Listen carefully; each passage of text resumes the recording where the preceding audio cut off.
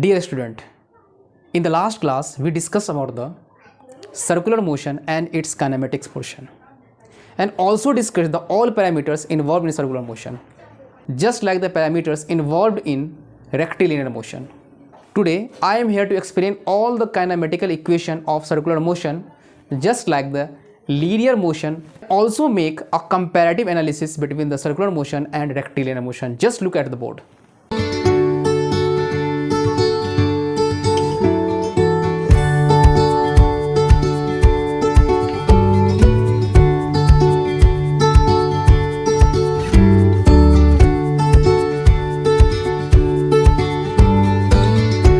The first equation in the rectilinear motion is V equal to U plus AT,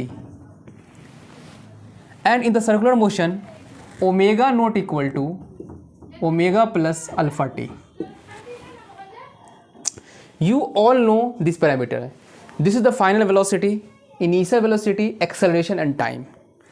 This is the initial angular velocity, final angular velocity, angular acceleration and time. You can correlate all these parameters.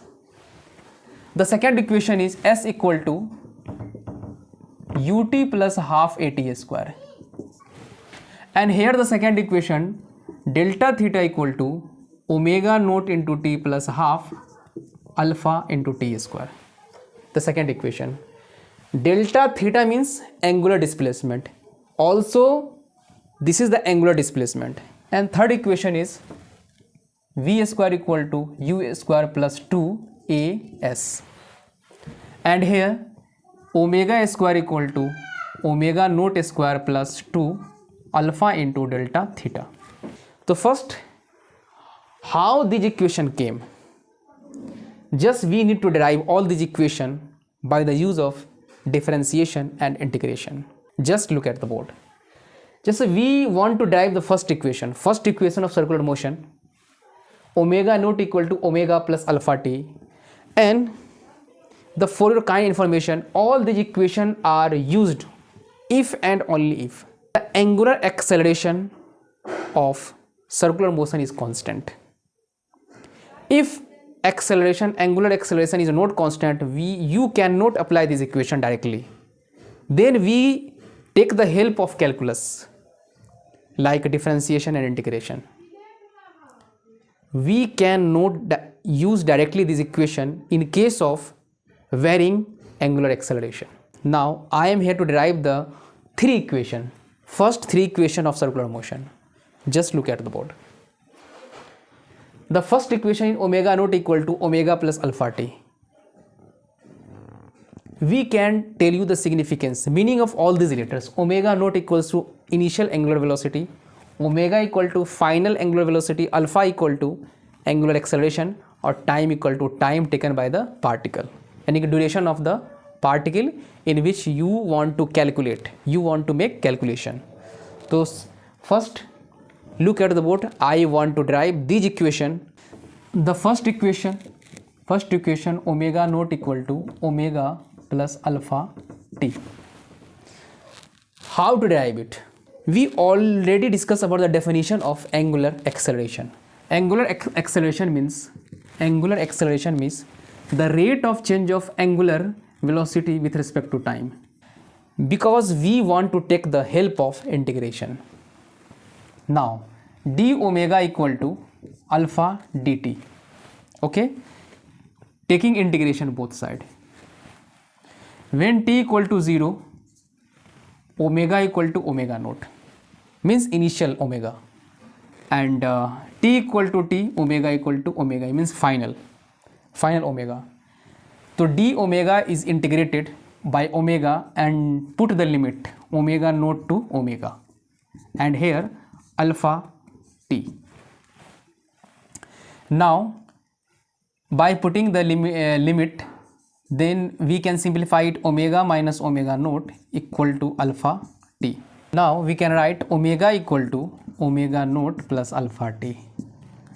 This equation is derived. Now we move on to the derivation of second equation of motion. Second equation means delta theta equal to omega naught t plus half alpha into t square. We can derive it by the definition of angular velocity. तो angular velocity is what? Omega equal to d theta by d t. D theta by d t. And we also derive the right now omega equal to omega naught plus alpha t from the first equation of motion of circular motion equal to d theta by dt. So d theta equal to omega naught plus alpha t into dt. d theta equal to omega naught t plus half omega plus alpha t dt. Now that take the integration both side. Take the integration both side. When t equal to 0, theta equal to theta initial. When t equal to t, theta equal to theta final. Now we can theta, put the limit theta I to theta f equal to omega into t plus half alpha t square. And तो theta f minus theta I equal to omega naught t plus half alpha t square. And this can be delta theta equal to omega naught t plus half alpha t. The difference in angular position is called angular displacement. Here the angular displacement delta theta. So delta t, you can convert this equation delta theta equal to omega naught t plus half alpha t square. तो इस तरह से second equation भी derive हो गया. और हमारा first equation क्या था? Omega equal to omega naught plus alpha t. अगर इस दोनों इक्वेशन की हेल्प से अगर टी को हम एलिमिनेट करें तो तीसरे एलिमिनेट करेंगे तो तीसरे इक्वेशन पर हम पहुंच सकते हैं. तीसरा इक्वेशन क्या होगा? ओमेगा नोट का square equal to omega square into 2 alpha into delta theta. ये टाइम को एलिमिनेट करने पर आएगा. बेसिकली ये थर्ड इक्वेशन ऑफ मोशन आएगा, जो सर्कुलर मोशन का थर्ड इक्वेशन ऑफ मोशन है. तो इस तरह से हमने तीन इक्वेशन को डिराइव किया. और चौथा इक्वेशन जो डिराइव होता है तो बेसिकली चौथा इक्वेशन कहता है कि चौथा इक्वेशन है कि nवें सेकेंड में तय किया गया एंगुलर डिस्प्लेसमेंट. एनवा का मतलब क्या होता है? अगर मैं आपसे पूछूं कि 10 सेकेंड में कितना किसी भी हम एंगुलर पोजीशन को करेंगे तो टी का वैल्यू हमको 10 डालना होगा. लेकिन 10वें सेकेंड में कितना होगा? तो उसके लिए जो एक बेसिक अप्रोच है कि सबसे पहले आप 10 सेकेंड में जो एंगुलर जो डिस्प्लेसमेंट है उसको कितना कवर किया उसको कैलकुलेट कर लें, और 9 सेकेंड में कितना एंगुलर पोजीशन कवर हुआ उसको कैलकुलेट कर लें. तो 10 सेकेंड वाले में से 9 सेकेंड वाले को आप सब्ट्रैक्ट कर दें तो 10वां सेकेंड का जो एंगुलर डिस्प्लेसमेंट होगा वो आपका आंसर हो जाएगा. ये तो बेसिक अप्रोच है. अगर आप फार्मूले की मदद से बनाना चाहते हैं, एक्चुअली ये इक्वेशन में टी नहीं आएगा, तो यहाँ पर भी टी नहीं आएगा. तो u प्लस हाफ ए 2n-1 और omega naught into half alpha into 2n-1. यहाँ जो n है वो nth सेकेंड की बात हो रही है ना, n. यहाँ पर t यूज करना ही नहीं था क्योंकि nवें सेकंड की बात हो रही थी. यहाँ पर n से काम चलेगा तो u प्लस है ना, तो यहाँ पर omega naught plus half alpha into 2n-1. तो इस तरह से हम पुट करेंगे. तो चलिए अब हम कुछ न्यूमेरिकल की तरफ बढ़ते हैं. डेफिनेटली आपका कंसेप्ट क्लियर होगा. Just look at the board. आप मेरे साथ बने रहो, डेफिनेटली आपका कंसेप्ट क्लियर होगा. मैं आपको सर्कुलर मोशन के बारीकियों पर, कैसे बारीकियों पर हम ध्यान देते हैं, उससे मैं अवेयर कराऊंगा. आप जस्ट मेरे साथ बने रहें. तो अभी मैं एक क्वेश्चन लिखूंगा, आप इस क्वेश्चन को देखो ये कैसे सॉल्व होता है. क्वेश्चन दिया हुआ theta equal to t square plus t plus 1 find omega for t equal to 2 second at t equal to 2 second.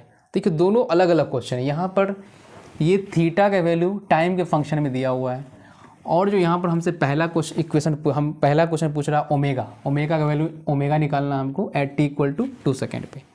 तो ये ड्यूरेशन दिया हुआ, ये फाइनाइट इंटरवल दिया हुआ 2 सेकेंड. और यहाँ पर इंस्टेंट दिया हुआ है कि 2 सेकेंड पर ही कितना होगा.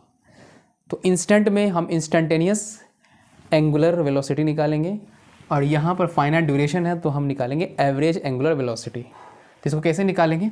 तो सबसे पहले एवरेज एंगुलर वेलोसिटी है ना, एवरेज एंगुलर वेलोसिटी क्या हो जाएगा? ये एवरेज का निशान है, ठीक है, ये एवरेज का सिंबल है। तो ये हो जाएगा theta final minus theta initial और बाई टाइम पीरियड, है ना, टाइम का जो विंडो है 2 का, तो थीटा फाइनल। तो ये एक्चुअली में 0 से ये जो 2 सेकेंड, इसका मतलब क्या हुआ 0 से 2 सेकेंड।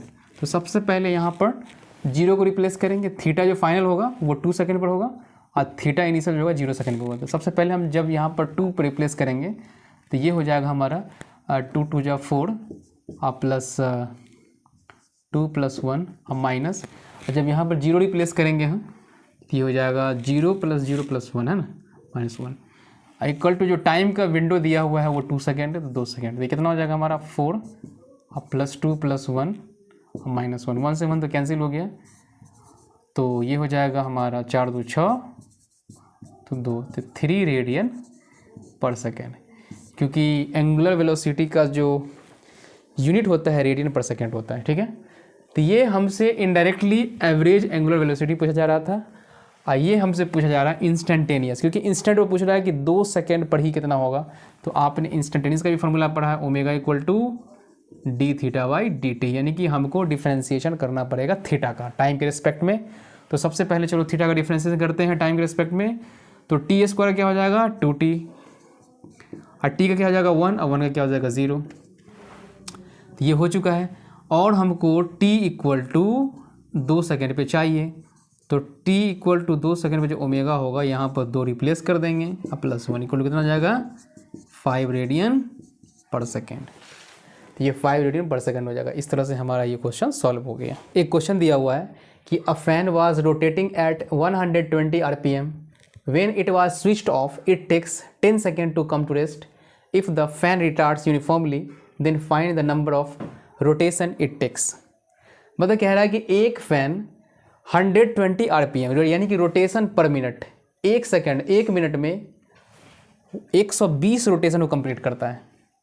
जब स्विच ऑफ किया गया तो ये रुकने में 10 सेकेंड लिया, यानी 10 सेकेंड के बाद पंखा रुक गया धीरे धीरे। पहले जो स्पीड चल रहा था तो धीरे धीरे रिटार्ड करेगा पहले, और दिया हुआ कि रिटार्डेशन यूनिफॉर्मली हो रहा है। इसका मतलब है कि हम एलिजिबल हैं सर्कुलर मोशन के एंगुलर स्पीड इक्वेशन लगाने में। लेकिन उससे पहले कि हम पहले डेटा रिट्रीव करें कि क्या क्या दिया हुआ, तो सबसे पहले हमको दिया हुआ rpm यानी रोटेशन पर मिनट, हमको ओमेगा दिया हुआ है, यानी रोटेशन के उसको हम रेडियन में कन्वर्ट कर सकते हैं। तो जो ओमेगा दिया हुआ है हमारा, ओमेगा दिया हुआ 120 rpm। अगर इसे हम अगर मैं रेडियन पर सेकेंड में कन्वर्ट कर दूं तो मेरे लिए सॉल्व हो जाएगा। इसको मैं डायरेक्ट भी कर सकता हूँ, लेकिन मैं बेसिक से इसको मैं सॉल्व करने की कोशिश कर रहा हूँ। तो rpm को अगर हम रेडियन में कन्वर्ट कर सकें, देखो तो एक रोटेशन में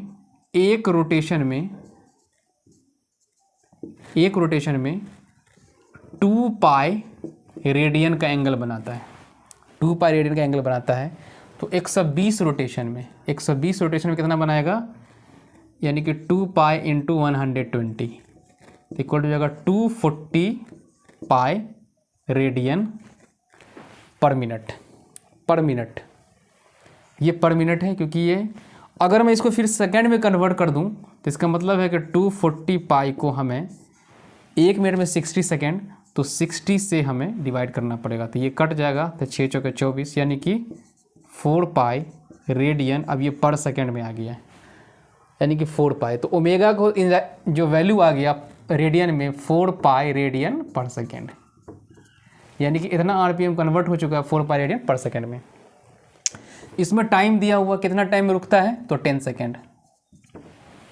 ये इनिशियल था और फाइनली क्या हो गया, रुक गया। तो यानी कि ओमेगा = 0। फाइनली जो फाइनल एंगुलर वेलोसिटी है वो रुक जाता है, तो क्या हो जाएगा 0। तो यहाँ से सबसे पहले हम अल्फ़ा निकालते थे। तो यहाँ पर हम कौन से इक्वेशन को हम यूज़ करें, तो हम यूज़ करेंगे सर्कुलर मोशन के फर्स्ट इक्वेशन, जो एंगुलर इक्वेशन उसको हम यूज करेंगे। तो ये क्या होता है, omega naught plus alpha T. तो ओमेगा फाइनली 0 हो चुका है, ओमेगा नोट दिया हुआ है 40 पाई प्लस अल्फ़ा, और टी का वैल्यू है हमारा 10। तो -10 अल्फ़ा = हो जाएगा 4 पाई अल्फ़ा = हो जाएगा 4 पाई बट्टा 10, यानी कि माइनस में तो हो जाएगा -0.4 पाई। तो इतना रेडियन पर सेकेंड स्क्वायर। तो हमको अल्फ़ा निकल के आ चुका है। इसमें हम थर्ड इक्वेशन को भी हम यूज कर सकते हैं, थर्ड इक्वेशन को भी हम यूज कर सकते हैं। कैसे? क्योंकि आसान है इसको यूज करना, इसको यूज करना आसान है। क्या है third equation? Omega square equal to omega naught square plus 2 alpha into delta theta. ये तो ज़ीरो था, तो ज़ीरो का स्क्वायर इक्वल टू ओमेगा का वैल्यू है हमारा 4 पाई, तो 4 पाई का स्क्वायर प्लस 2, अल्फ़ा का वैल्यू है -0.4 पाई डेल्टा थीटा। तो ज़ीरो इक्वल टू, अगर ये हो जाएगा ज़ीरो इक्वल टू हो जाएगा 16 पाई स्क्वायर, ये minus 0.8 pi into delta theta. अगर मैं यहाँ से लिखूँ 0.8 pi into delta theta equal to हो जाएगा 16 पाई का स्क्वायर, तो डेल्टा थीटा इक्वल टू हो जाएगा 16 पाई का स्क्वायर बाय 0.8 पाई। एक पाई से एक पाई कैंसिल, और यहाँ पर डेसिमल हटाएंगे तो 10 से मल्टीप्लाई कर दे, 8 दूनी 16, तो हो जाएगा हमारा 20 पाई डेल्टा थीटा। तो एक्चुअली टोटल जो डिस्प्लेसमेंट, एंगुलर डिस्प्लेसमेंट जो कवर किया है ये है 20 पाई। तो अब बताना कि 20 पाई में कितने रोटेशन बन सकते हैं। तो एक रोटेशन में 2 पाई कंप्लीट होता है। जैसे एक रोटेशन, अगर एक रोटेशन कोई मारेगा ऐसे, तो देखिए एक रोटेशन कितना 2 पाई बना, 2 पाई रेडियन। लेकिन ये पंखा घूम रहा है 25 10 सेकेंड में, 10 सेकेंड में 20 पाई रेडियन घूम करके वो जीरो पर आ जाता है। कितना घूमेगा ये? तो एक रोटेशन में 2 पाई, अगर हम इसको यूनिटी मेथड भी लगाते हैं तो 2 पाई रेडियन जो होता है 1 रोटेशन में है, तो एक रोटेशन में 1/2 पाई, तो 20 पाई रोटेशन में हो जाएगा 1/2 पाई इंटू 20 पाई, तो पाई से पाई कैंसिल, यानी कि 10। टोटल रोटेशन हम बनाने वाला है ये 10 रोटेशन। तो यही हमसे पूछ रहा था कि कितना रोटेशन कंप्लीट करेगा, तो 10 रोटेशन कंप्लीट करेगा। प्रोसीजर यही है बनाने का। इसको मैं डायरेक्ट आरपीएम में भी रख के बना सकता था, लेकिन मैं सोचा कि बेसिक से बना दूँ, बेसिक से और इजीली आपको समझ में आ जाएगा। अगर मैं डायरेक्टली आरपीएम से बनाता, एक रोटेशन यहाँ पर यूज़ हो रहा है, अगर मैं इसको रोटेशन पर मिनट ही नहीं देता, इस 10 सेकेंड को मिनट में कन्वर्ट कर लेते हैं, तो जो भी आता फाइनली वो रोटेशन में ही आता। तो लेकिन वो थोड़ा कॉम्प्लिकेटेड हो जाता है, क्योंकि वो एडवांस लेवल का, बेसिक लेवल पर इस तरह से बनेगा। सबसे पहले हमने आरपीएम को रेडियन में कन्वर्ट कर दिया। रेडियन में कन्वर्ट करने का तरीका आपने सीख लिया कि कैसे रेडियन में कन्वर्ट करते हैं। ठीक है, आई होप ये वीडियो आपको अच्छा लगा होगा। अगर वीडियो अच्छा लगा तो वीडियो को लाइक करें, हमारे चैनल को सब्सक्राइब करें, दोस्तों के साथ शेयर करें, और stay motivated, stay positive. Thanks for watching.